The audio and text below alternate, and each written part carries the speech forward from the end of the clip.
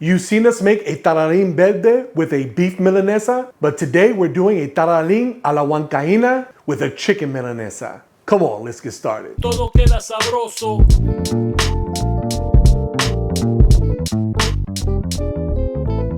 This recipe embraces my Peruvian roots and is a classic dish, a combination of pasta and a breaded cutlet. In this dish, you see the infusion of Italian culture in Peru. Tallarín refers to pasta, and we've all heard of milanesa, that breaded cutlet, whether it's a chicken cutlet or beef cutlet, that's pounded thin, breaded, and then fried. Let's get into it. Okay, so we're first starting with the Aji Amarillo paste, which includes these Aji Amarillo. Now this is a frozen product. It's very hard to get fresh here in the States, but you can get a frozen Aji Amarillo if you have a Hispanic grocery near you, or you can substitute this with an Aji Amarillo paste, which you can find online. Check the link in the description. To also make the paste, we're going to utilize some red onion, some garlic, and then later on we're going to add some queso fresco, as well as some evaporated milk and some soda crackers.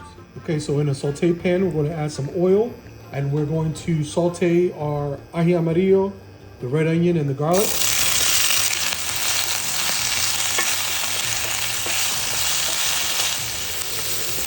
Okay, so excuse me. Don't get fooled by these peppers. They look innocent, they're sweet, but they pack a punch. So my vegetables are done. I'm going to take these out, then we're going to finish the rest of the sauce. Okay, so now we're going to blend our sauce. We're going to take that sauteed aji amarillo, red onion, and garlic, add that to the blender. I'm adding that whole package of queso fresco, which is about 10 ounces. I'm adding 8 soda crackers and a whole can of evaporated milk. And I'm just going to season it with some salt. Then we're going to blend.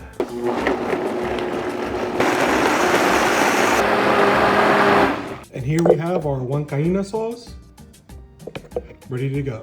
Okay, I have some thin chicken breast. You can pound them out if you have regular chicken breast, but I happened to buy this at the supermarket and it was already thin, so I didn't need to pound it out. All I'm going to do is season it. I have some salt, pepper, garlic powder, coriander, and oregano.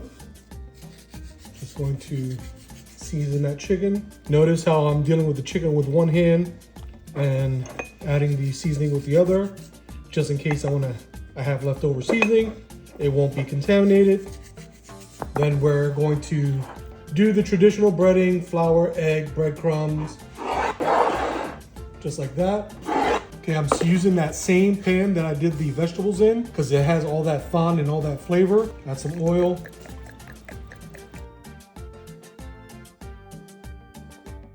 In goes our pasta.